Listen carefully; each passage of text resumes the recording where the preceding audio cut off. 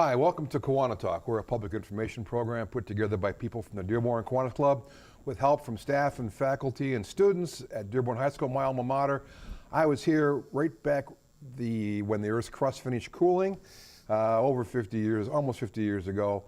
We're actually in a classroom that was a filmmaking classroom, which turned into one of the best high-tech studios in the country. And this is KiwaniTalk. We're the longest running public access TV show in the world because we've been doing this longer than anybody else. Today I'm welcoming us back to our studios here, and we have to talk about Dearborn High School, higher education, where the world's going. We have Adam Martin, who is president. He's the principal of Dearborn High School. Welcome to the show. Thank you. Thank you for having me. And thank you, by the way, for this, the faculty and the staff letting us come in here. This is a great studio, high-tech equipment, and it's been a pleasure being here all these years we've been here. So absolutely, and we appreciate your guys' support, and anytime we're able to partner with Kiwanis, it's an awesome thing for us. Well, thank you much. Well, you're the principal of the school, and I remember back when the principal was a fearsome person who was here, especially the dean of discipline, Mr. McLennan. But things have changed. But you're a principal, but you weren't always a principal. How did you get into?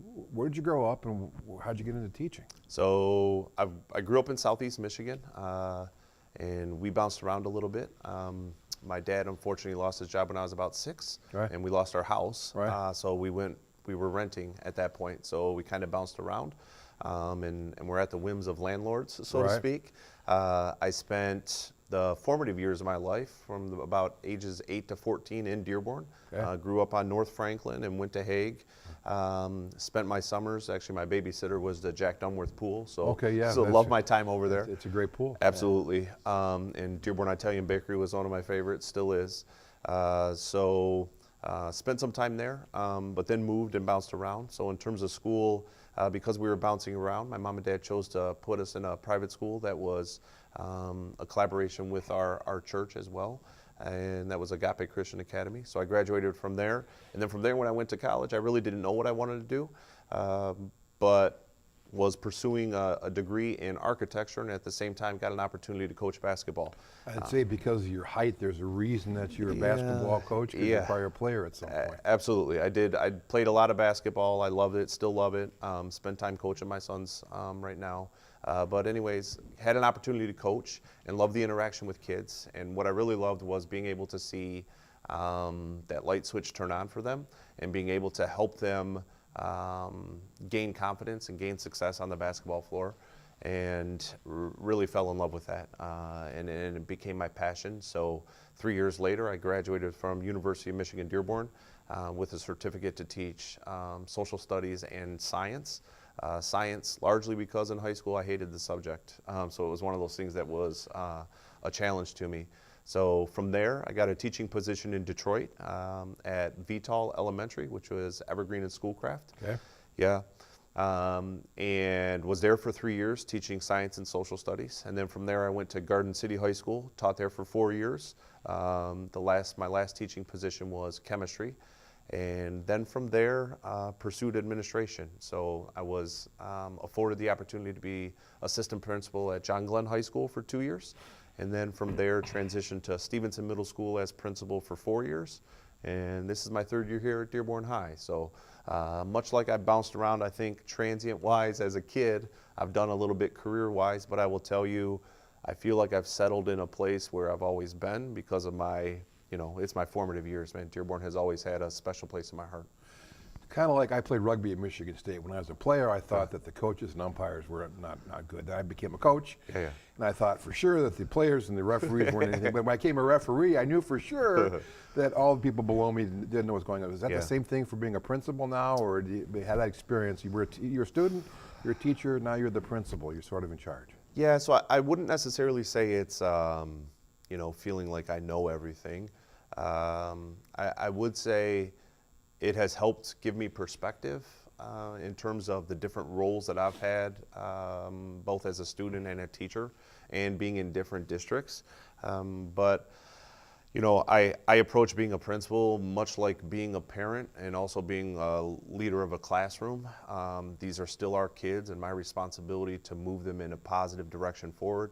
And a lot to that coaching piece, helping turn the light on for them, or opening the door or lifting up a window to give them a glimpse into what their future could be and expose them to that. And in the meantime, giving them some of those life skills that are going to benefit them, much beyond what our 4 years are here at Dearborn High. And some of the challenges, I think, that we talked about it before when I was in school, no social media. I could date two girls at once from different schools and go study with them. They wouldn't know about each other. But today, the social media thing, that how is, first access to computers and instant knowledge of all the world's knowledge in your phone. Right. How does that change the teaching since you've been doing it and today? So I would say probably within the last 10 years, we've seen the biggest flip. Education used to be a lot of delivering content and helping kids know that content, and then to a degree being able to process what that content means and what the impact of that content is on their life. With the ability to get an answer to any question at your fingertips, it has really changed what our role is. In terms of, it's not about delivering information, it's delivering opportunities for kids to think critically, for kids to have inquiry, for kids to be able to process and debate in a appropriate way their different positions. So it's really gone from accessing and regurgitating content or information to how can you process, think through, and then what are some conclusions that you can make from it. So I would say that has been, it's been a struggle in terms of being able to do that, because for a lot of us that, I've been in education for 15 years. That wasn't the way I was taught, and certainly as I was being trained how to teach, that wasn't a primary methodology. So it has been difficult, but I would say from my perspective, it's also been fun too and challenging in terms of how do we do that. In addition to the challenge, there's also some of the advantages, because with communications, emails, online access to the students' performance, all those things with the parents, if they choose to be involved. Absolutely. How does that change since you've been involved? And how are some of the dinosaurs? If I was a teacher, I'd be a dinosaur here, but I adapt, but some people don't. So certainly the method of communication with parents has become much simpler. Some would say, we don't see a lot of parents at parent-teacher conferences. My response to them is, parents don't have to come to conferences to talk with teachers, because they can email them, they can text them, they have access like in real time to how a kid is doing, the assignments and things like that. So some of the pieces that people might look at in a negative thing, certainly are positive. And I would say from a student's perspective as well, it is much easier to communicate information out to them and give them the ability to give information back to us. But again, that has its challenges too, as we move from a non-digital age to a digital age, right? And still respecting the need for, I'll say, paper and pencil and cloud space or whatever it may be. Because writing is still a critical part of it. Absolutely. And there's only so much you can copy and paste from the internet. For sure. That back to what you're saying about the critical thinking and the critical way of expressing yourself. Right. How do you get kids to say, let's just copy something from someplace, but actually think it through and make it your own? Yeah, so instructionally, it's really trying to give them engaging topics to express themselves on, but also being really diligent in the formatting and the ways that you want to receive that information. So I would say our language arts teachers, I don't think they have a problem with copy and pasting necessarily, but cite your information and then take a position based on the information that you find, and back it up with evidence. So it's really teaching yes, you can copy and paste this, but how does this relate to other things, and what do you think about it, and take that position. So certainly homework has become an interesting topic of discussion. When you send a kid home with homework, and you have technology that can easily share that assignment with 100 other kids, is homework well, how do you frame homework to make sure that what you're getting back is authentic, or do you understand what that looks like and just put that in perspective in terms of the assignments that you give? So technology is a two-edged sword. It has a lot of benefits, but on the flip side, it has, like with everything, some negative pieces to it as well. A thought just struck me. Is there still a library here? There is a media center, yeah. Oh, it's changed its name, and what's in it? You'll have those things called books where you open them up? We do have books. We do have books, and I would tell you, people, generally, kids and adults still like reading the paper books. We still check out books all the time. Our language arts classes have kids coming down and taking out their or checking out their sustained silent reading books that they read weekly. So yes, we still have some books there. My niece goes to Divine Child High School, and they have all their textbooks and everything are on iPads. Yeah. And to some extent, it's nice to be able to, as you're reading something, click the hyperlink. Yep. And follow it along, which Yeah. you go down rabbit holes sometimes. Absolutely. Yeah, the interactive piece to the information that can be connected to an online textbook is great. I would still say there's something to be said for having that textbook in your hand too. The number of students that come to Dearborn High School, and Dearborn High is a high ethnic population, Middle Eastern people here. Yep. How does that make the place more diverse, and how is it a bit of a challenge sometimes? So I wouldn't say it's a challenge, actually. So not having gone to or being connected to Dearborn, it was one of the new learnings that I had. And I will tell you, it was a breath of fresh air. And one of the pieces that I appreciate about Dearborn is the sense of community. And some of that has to do with, I think there's two pieces. Number one, we don't have a lot of transients. People that are in Dearborn have been in Dearborn forever. I'm still here, and There it's you been a go. long time. There you go. Right. Which means that kids, from the age of 3 and 4, playing on the playground, and they go through Hague to Bryant to here, they've been together with their classmates all the way through, and those differences weren't differences until an adult pointed them out. But before that, that's my buddy.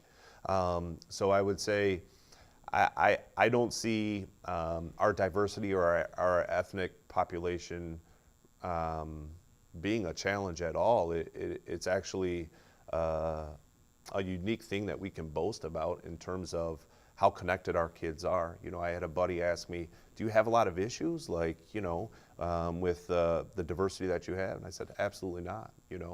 Everybody's very accepting. And I would often say if adults got out of the way and just took more of the mantra of kids, that we'd be good. You have differences, like, hey, you bumped into me, that's a difference, but ask a 5-year-old what's different about that kid than you, and they may not even see what you and I would see. I'm going to guess, just before we go to the break, that when someone bumps into me in the hallway and I take them out behind the gym after school, Yeah, don't do that. there's consequences a lot different from where it was 50 years ago. Don't do that. Don't do that. Yeah, Don't do yeah. that kind of stuff. Well, what we're going to do, we're going to take a short break here for a minute. We're going to continue our conversation with Adam Martin, who's the principal, Dearborn High School. But before we come back, we're going to get a few words from about Kiwanis put together by some of the students here at the Dearborn High School class. Resume talking about old times and new times. All this technology is really exciting. Absolutely. Don't go away.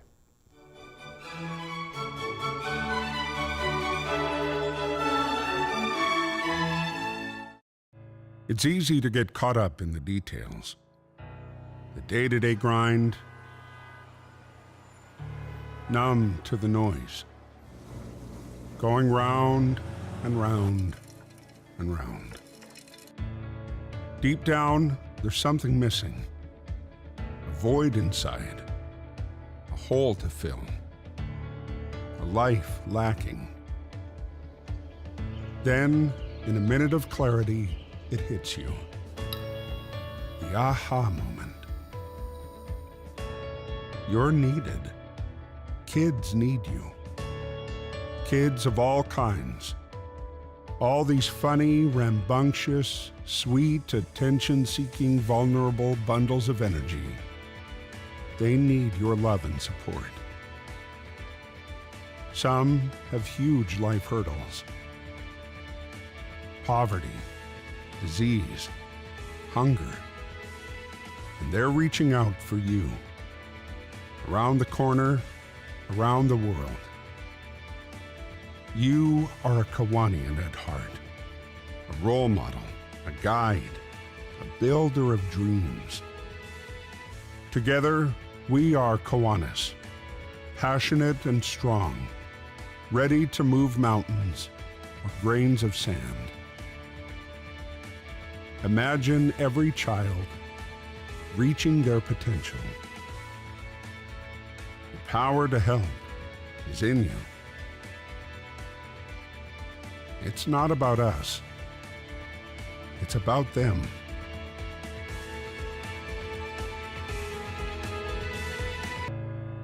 Do you hear the call? Kids need Kiwanis. Kiwanis needs you.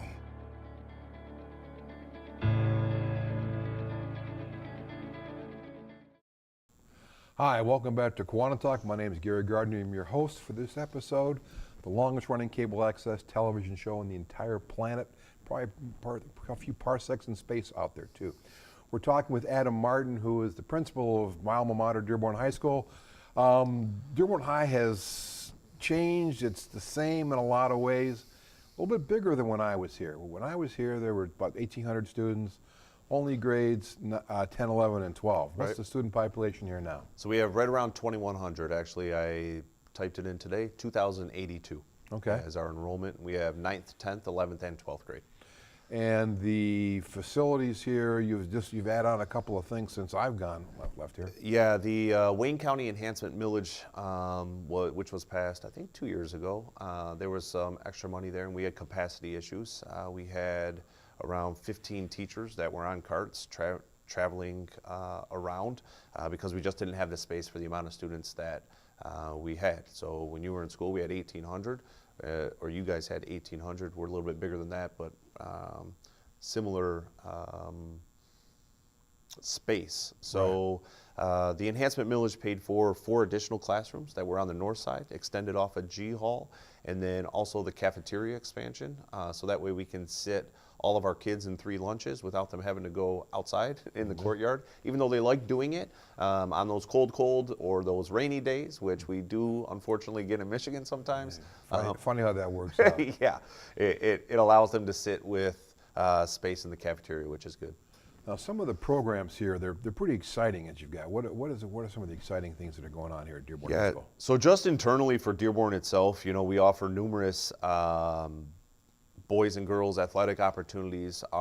In addition to our video program, which is a jewel in our crown, so is our fine arts. Our theater and Mr. Viscomi do a phenomenal job. Mr. Walters and our band and Miss Atkins with our choral and chorus do a phenomenal job down there. So we're proud of that. We're also proud of, I would say, our academic offerings. We have a lot of AP offerings for students. And then as a district as a whole, we're one of 3. We also have Edsel Ford and Fortson, actually 5 high schools, Michael Berry, and then the early college. But there's also other offerings for kids to take off-site. Michael Berry has numerous programs. Health occupations is one of them. Culinary is another one where they'll come here for 3 hours of the day, and then we provide transportation to the Career Tech Center, Michael Berry Career Tech Center, for them to take classes over there. We also have Collegiate Academy, which allows students to get an associate's degree from Henry Ford Community College and a high school diploma in 5 years, so in just 1 additional year. We also offer... Let's talk about the cost of that too. So no cost to kids. No cost to kids. So you can get your first 2 years of college. Yes. In 1 extra year of high school. Yes. At no cost. Correct. How about the books and things like that? Books, there is a fee. Yep. Okay, so you would have to incur that. But that's a heck of a deal because I just got finished putting 3 daughters through Michigan State University. Absolutely. And the bill for 2 years of college for each of them is a lot of money. Absolutely. And we have a lot of our kids that are going that path. Actually, one of our assistant principals, Mr. Deere, his son, Went through Collegiate Academy, enrolled in at Grand Valley. He's in the police academy there and entered as a junior. So he's only has 2 years at the university because all of his prereqs were done through Henry Ford. So we have that, and then for kids that don't know what that associate's is going to be, students are able to take up to 10 dual enrolled courses at Henry Ford as well. U of M Dearborn also has a partnership with us as well. But again, 10 credits times 3 or 4 credit hours per, you're talking 30 to 40 credits that a student who isn't even in Collegiate Academy could walk away with. And that what that does is give them an opportunity to explore their interests without necessarily having the impact to their pocketbook or their parents' pocketbook. So yeah, it's good stuff. Now, there's some talk about the careers for trades and not the college track, but other Yep. tracks. You do have some kind of facilities for people that don't want to go into the trades, right? So we certainly do. So Michael Berry has programs for that. We still have, to a degree, in the high schools, some foundational exploratory offerings. Like here we have wood shop. I know at Edsel Ford they have auto shop. We also have video production here. So it gives kids at least a taste of what that might be. And then through Michael Berry and Henry Ford Community College, there's a sequence of classes that are available to kids where, you know, if I wanted to go into welding, they have programs at Henry Ford, and you would be able to, so through some of our programs at Michael Berry and some of the programs at Henry Ford Community College, be able to be licensed and get certified to do those things once you're done with your 9th through 12th education. I know when I was here, they had electrical shop. Yeah. When we had subs, we had these little power supply things, hook up wires, and dismiss the entire school 5 minutes early because we could ring the bells from our little power supply. Yeah. That's probably not the best thing to be doing these days. No. The students, you know, the students, you know, talk about, you know, they're kids, but they're adults, they're kids, and how do they make that transition again back to the social media part? Yeah. The whole, I'm concerned about I hope it doesn't happen, but bullying and that whole pressure, peer pressure thing. Right. What's going on with that? So I think social media has really changed the dynamic for students and for kids in general. I think there is this, again, I talked about a two-edged sword. There's a value in having technology, but there's also a drawback as well. So before, when you and I were in school, if I had an issue with you, it generally ended at the end of the day unless we lived on the same street. Now, that's connected to you all over the place, and should you allow yourself to follow whoever it is, that can be 24/7, which is a lot. The other piece is a lot of what our kids do is all in terms of getting followers or getting retweets or whatever it may be. So some of the things that they're willing to do and some of the lengths that they're willing to go to are above what I think they would do if they were face to face. And I know this because I've had sit-down conversations with 2 kids, and we'll ask them, and their response to the kid is totally different than what the response is on social media. So being able to do something to someone without having them straight across from you, and really having your goal be how many retweets, likes, or follows can I get on this, has really opened Pandora's box in terms of some of those interactions that they have. So some of our job, and I would tell you, we haven't done a very good job of it, and we need to get better at it, is really teaching our kids how to be appropriate in the digital age. What does that look like? What is and what isn't appropriate? I will tell you the other piece is, and I take my job as an educator very seriously, but also as a parent very seriously, is being clear with parents. It may not be appropriate for your child to have access to this at this stage in their life. In terms of the transition of kids from kids to adulthood, you know, the first day of September, their freshman year, they are young, very young, but their first day of September, their senior year, they're adults. And what is refreshing and fun for us at the high school is being able to see that progression the caterpillar to butterfly. And I was just talking with Mr. Salmi, one of my assistant principals. I said, hey, where's that kid who last year as a freshman was down here a lot? Well, they're here. Why is that kid not? He's matured. They've grown up, and we're able to see that through, and that's the fun piece. But in terms of technology, social media, if used correctly, it can really enhance what you're doing. If used incorrectly, like anything, it can really be a detriment to who you are. One of the things I encourage some of my clients, if their kids are giving them trouble, don't take their cell phones away. Take their charger away. yeah, So for sure. they're going to have a limited amount of time. They have to use it very judiciously. Absolutely. And one thing that I would say to parents too is, the school does have phones. Like if you want to contact your kid, you can still do that because your parent contacted you when you were a kid at school without cell phones. It's okay for them not to have them here. And that human to human interaction is still beneficial. And in the workplace, one of the things that colleges are seeing and employers are seeing is this piece kids don't know because they're always connected and always in front of a screen. So. Yeah, let's get together and interact independently from each other while we're sitting at the same Absolutely, table. absolutely. Down to our last minute, Adam. Sure. What do you want to say to people out there who said, why should we send a kid to Dearborn High School? So I think some of the pieces that I've touched upon, in terms of our comprehensive offerings, are extremely important. But I think the most important piece is the sense of community we have here and the value that the community has in the success of all of our students. The side piece of that is we have educators here who love kids like their own, and I'll take that over anything. So Dearborn is an awesome community. We have a lot of diversity. We have a lot of options, and I would love to have the opportunity to have their child be a pioneer.